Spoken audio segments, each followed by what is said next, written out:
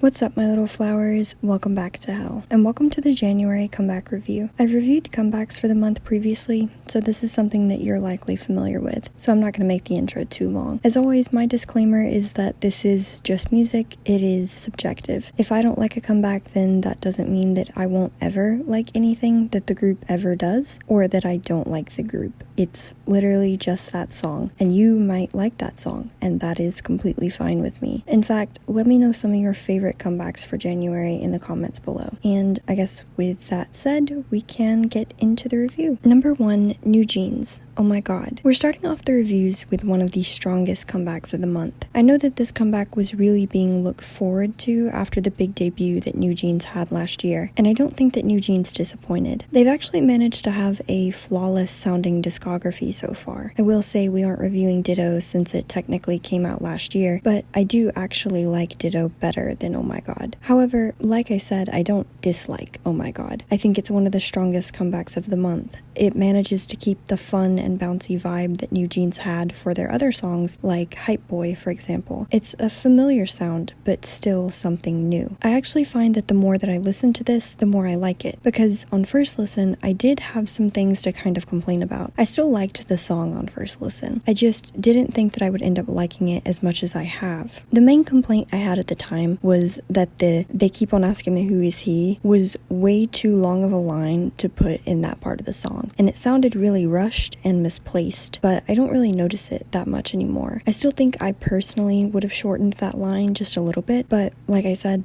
I've gotten used to it, and now it's an iconic part of the song. This is just an overall fun song to listen to or dance to. The vocals on it are good, and it is insane that this level of quality is coming from a rookie group.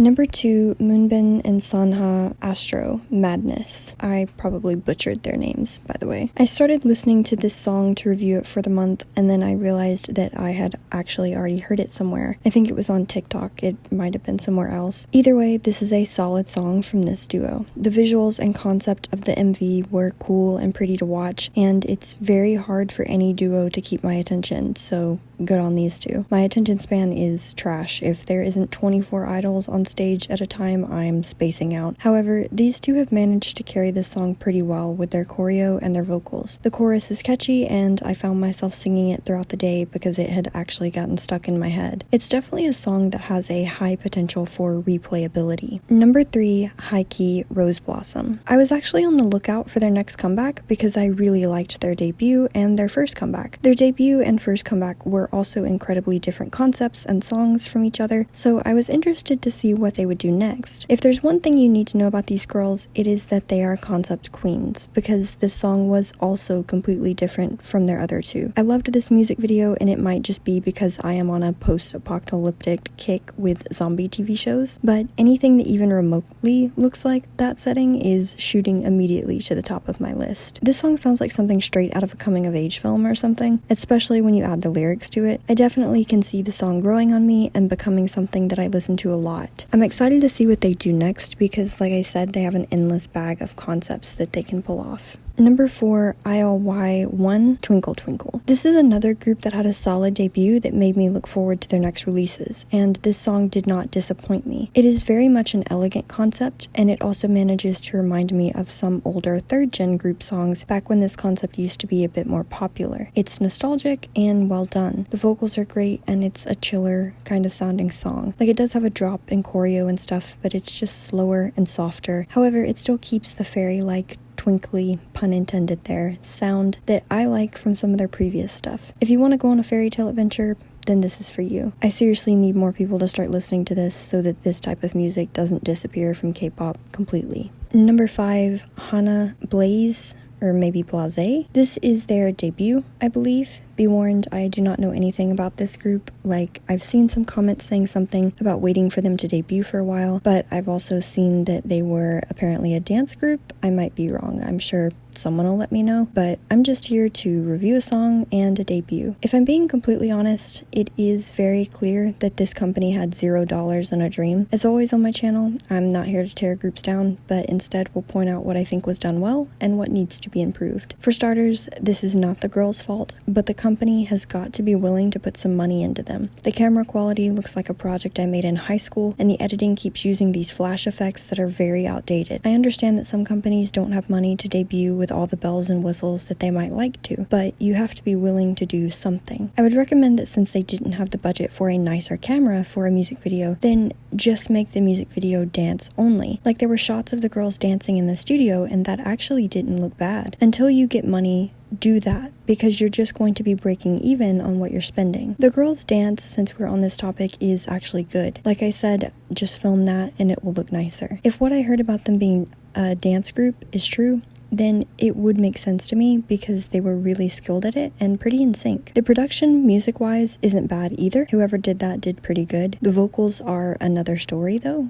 The girls can sing, but I would have recommended more time training. But honestly, I don't know if they would have had a vocal coach with their budget. It's clear that with a coach, they could have been more prepared, and also they shouldn't have been given high notes or such a high-key song. When it comes down to it, I love an underdog success story, so I would love for them to get better as they get more experience, but I just don't know if they're going to have the money to stay together to do that. I genuinely hope that when they have a comeback, the budget will have increased and the girls will have a better chance at success. Number 6, Monsta X, Beautiful Liar. I know that Monsta X will never fail me when it comes to music. Whether they're doing English, Japanese, or Korean tracks, they all just hit the same. This was a comeback that I was really looking forward to, and it did not disappoint me. I say this every time that I talk about this group, but it remains true. They have one of the best rap lines in this industry, and it is shown through songs like this one. They have rappers that are incredibly talented vocalists, and they juxtapose each other so well with their tones. Just listen to the second verse of this song and you'll get a taste of their talent. We also can't sleep on the vocals this comeback. They are always fantastic, but over time they just continue to hone their craft and get better. The concept and the outfits are perfectly what I would expect from Monsta X, and it's fantastic. The toxic love story lyrics just serve to bring everything together into a peak song for the month. Number 7, SF9 Puzzle. You want a catchy earworm of a chorus? Well, SF9 is here for you. This song is just a nice little bop that I think more people should listen to. SF9 make a lot of these types of songs, in my opinion. The songs that are catchy, good quality, and should be very popular, but they kind of just get slept on pretty sadly. The only complaint that I have with this song is the noise that comes before the drop on the chorus. I don't know what you would call that sound, and I don't know if it affects just me, but it hurts my ears so much. Not like that it hurts my ears because it's so bad, figuratively. No, I mean the sound actually makes sense there and would be good, but it physically hurts my eardrums because it's so sharp. I think that might just be my weird ass ears. Either way, I do like this song and I think that it was really well performed. Number 8, Primrose. This was the debut of a brand new female duo in K-pop. Now, I had seen the name mentioned on my For You page, but I assumed it would be a group because, like, literally no one does duos anymore. However, it's a very interesting thing to do. You're screwed if you hate your duo mate, though. But this is another good example of ways that smaller girl groups are having to try to stick out because the market is so extreme. Now, I don't think that this company has money, but this is a good example of actually being willing to spend something on a debut. It doesn't look like they dropped all their money, but they put strong effort into it. This song is unlike anything I've ever heard before. That's really the only way that I can explain it. It's a very new sound. It's like fantasy war music, but K-pop. And if that sounds odd, then you try and describe it. The vocals on the song are pretty solid, and they've managed to keep the choreo interesting with backup dancers included. I'll be very interested to hear if they stick with this sound or what other genres they might explore. Number 9, Taeyang featuring Jimin, Vibe. If you would have told me in 2015 that two of my most listened to boy groups would one day have members that would collaborate with each other, I would have passed out, then woken up to call you a liar, because there's no way that the K-pop industry could handle that. I mean, this is two of the best and most distinctive vocalists in K-pop of all time, so having them on one song is a dream. This song is, like the title would suggest, just a vibe. There isn't any crazy out-of-pocket production, and I was definitely worried about that when I saw Teddy's name, because he loves to do that with my Blackpink girlies. This is surprisingly simple production, but maybe that is best because it allows the vocals to really shine. Taeyang and Jimin work really well together on this song. Their vocals sound perfect together. They both have distinctive tones and they get to showcase that. Overall,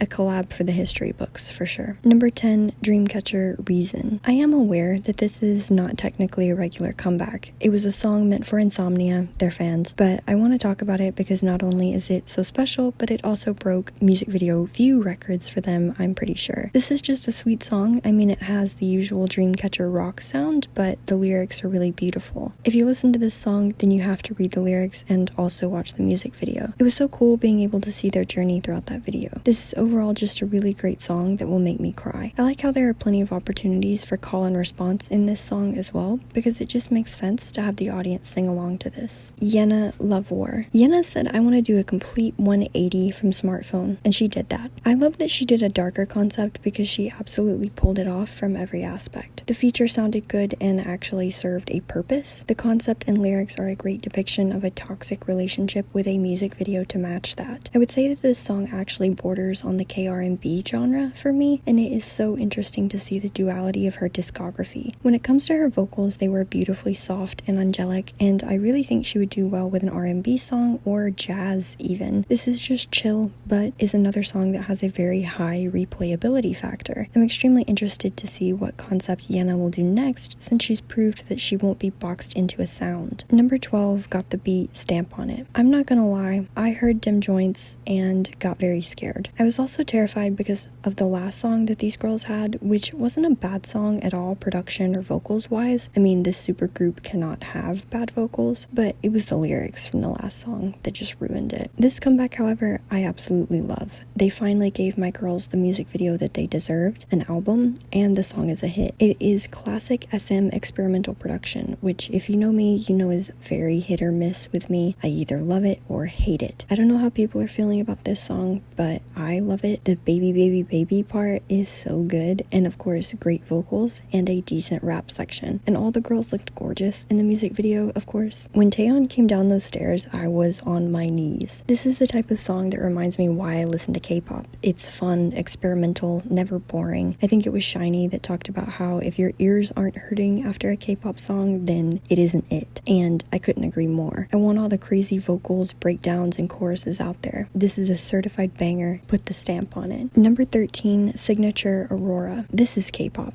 I mean, this is new sounding, but it also reminds me so much of old K-pop that it is crazy. I just get nostalgic listening to this. It's very catchy, upbeat, and happy sounding. It's a fun little tune to put on when you need happy bubblegum music. I will say though, whoever choreographed this deserves hell for that crab ass looking dance on the chorus. I'd be fuming if I was told to do that. I'll also say that the song is very good and I do like it, but I worry for this group because of how difficult the girl group market is right now, and this song isn't exactly standout or new. Like, most popular girl groups have a defined sound or concept, and this just doesn't seem like it could compete with those. However, it still remains a good song. The market is just filled with an abundance of good girl group music, so it is very easy to get drowned out. Number 14, Jinyoung, Cotton Candy. My boy Jinyoung from GOT7 is here to provide all the sweet, pleasant sounds to your ears. Seriously, this song is just a nice little vibe. It sounds like cotton candy. The vocals are light and airy, and the instrumental is never too overwhelming. It's just the right amount of everything.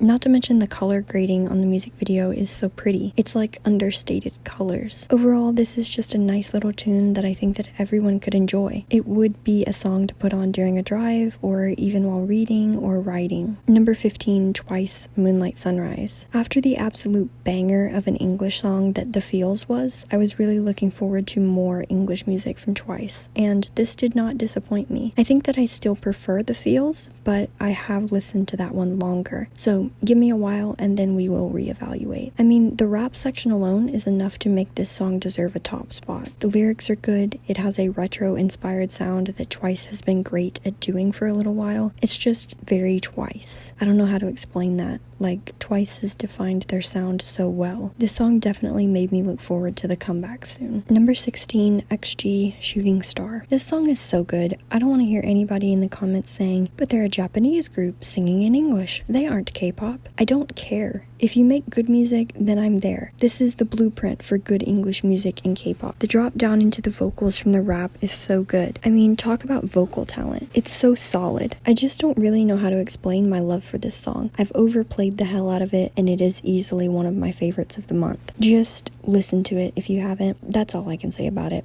Top tier. May end up being one of my favorites of the year, like their other music was last year. Number 17, MAVE, Pandora. Sims 5 looks crazy. Now, I don't know everything about this group, like the concept or history or details.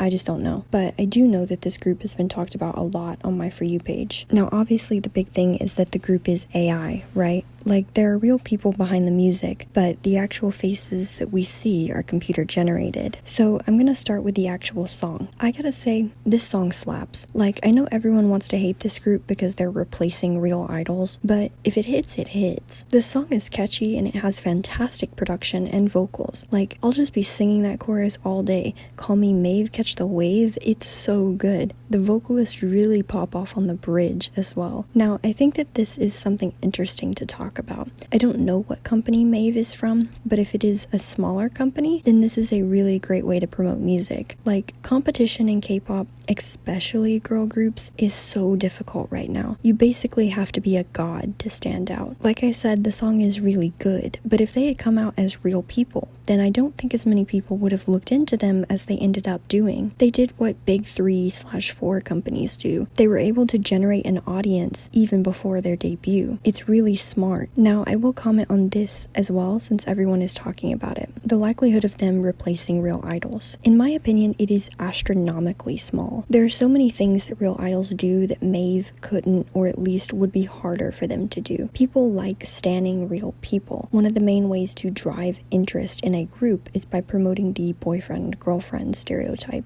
and MAVE can't really do that. So it forces people to focus on the music alone, which again is really smart. Like, I'm not going to be standing this group for the AI members, but I will be listening to the music because it slaps. Like, the members are still in uncanny valley for me. They look human, but they obviously don't look human. It's odd. I'm also incredibly interested to see how they would pull off a concert. Like, what would people be looking at? It's interesting, and it's solid music so far. They definitely have my attention. Number 18, Yesung from Super Junior, Small Things. This is a solo work by Yesung of Super Junior. I've never listened to his solo work, so I was completely in the dark about what to expect. However, it was pretty well done, and had a different sound than what I would have expected from him. It's on the edge of sounding retro, but it still keeps a modern flair to it. It does sound a lot like K-indie music that I listen to. Like, it isn't overly poppy, and it seems like one of those songs/projects that were made purely for art rather than having a pop top 10 hit. I don't know how often I would listen to this song, but it does provide a more calming atmosphere. It almost sounds like he's singing in his head voice the entire time, which helps add to this simple sounding vibe. It's good,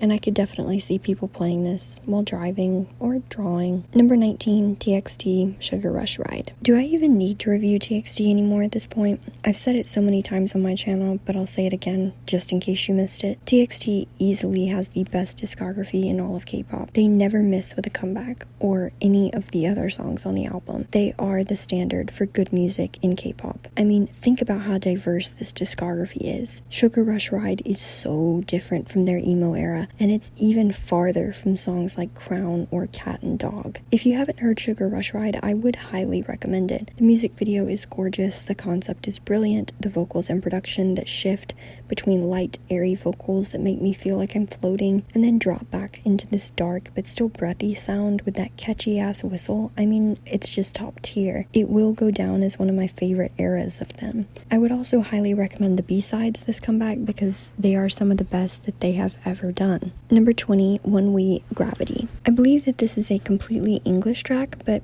I could be wrong. I don't ever really get to talk about bands much on this channel, but when they make music, it's always really quality. Since I think it is an all-English track, I will comment on that. that fact. I've said before that English songs are very hit or miss in the K-pop or K-band industry. There are some groups that have mastered it, like Monsta X, and there are other groups that make it with very cringy lyrics. However, ONEWE actually made an incredibly solid track. Of course, the talent with the instruments was good as always with ONEWE songs, but the vocals and sing rap in the second verse were very solid as well. I definitely have other ONEWE songs that I prefer or favor over this one, but this is still catchy, hard-hitting, and impressive. Number 21, NCT 127, Ayo. They knocked it out of the park with this one. It was the pinnacle of everything I love about their music and SM vocals and production. NCT 127 have not missed lately. Like, I know that Two Baddies got a lot of shit, but I liked that song. The whole album was top tier. This song is immediately likable on first listen for me. It has moments for vocals to shine. I'm looking at you, Doyoung, on the bridge, and the rap sections actually serve a purpose and are solid. And the "are you ready" part, I mean, are you kidding me? The only complaint I have with this is the lack of Yuta time. I get that some members in groups don't get to sing as much, and the company has reasons for that, but I know that Yuta can sing. So I need SM to actually use him because he eats every single line that he's given. This might be one of my favorite NCT 127 title tracks. I don't know. Check back with me in a few weeks. Number 22, 8-Turn Tic Tac. This is a debut that I've had my eye on for a little bit because 1, talk about it keeps popping up on my TikTok For You page, and 2, it's a new boy group, and we are in such a boy group drought compared to new girl groups. It is insane. I will start out by saying that this is possibly one of the coolest music videos I've seen recently, and you can tell that the company dropped money on this. I saw someone joking that it was Chungha money, and honestly, probably was. The company doesn't have an extreme number of artists to my knowledge. They got rid of their girl group and now Chungha left, so they've got to be banking on this group. This debut certainly had money poured into it when it comes to the MV, and it's very fun to watch the editing. I couldn't tell you what the storyline was, but it was cool to watch. When it comes to the song, the vocals were good for a rookie group, and the song is very much meant to be catchy. It is a pretty solid debut in terms of quality. I personally don't think that this sound or song is for me. It's just not my type of boy group music that I usually like, but it's just one song. They have B-sides that I'll listen to, and they will have a comeback that might speak more to me. I would bank on this group being successful so far. They just debuted, so I can't predict 5 years from now, but their debut music video got a decent number of views, and they have a decent amount of subscribers and seem to be charting well for a debut from a smaller company. I look forward to what else they might do with their sound and their concepts. Number 23, Viviz, Pull Up. This comeback was so unique in its sound. I didn't really know what I expected it to sound like because Bop Bop and Love Aid were pretty different from each other, but I would never have guessed this sound. However, I really like it. It's like a jazzy, mature sound, but it still keeps the light vocals that I'm used to from them. I still think that Bop Bop is my favorite title track from them, but this is a close second and will definitely grow on me. And with that being said, we have now come to the close of all of my reviews for all of the comebacks of January. And I guess with that, I will see you guys next time. Bye.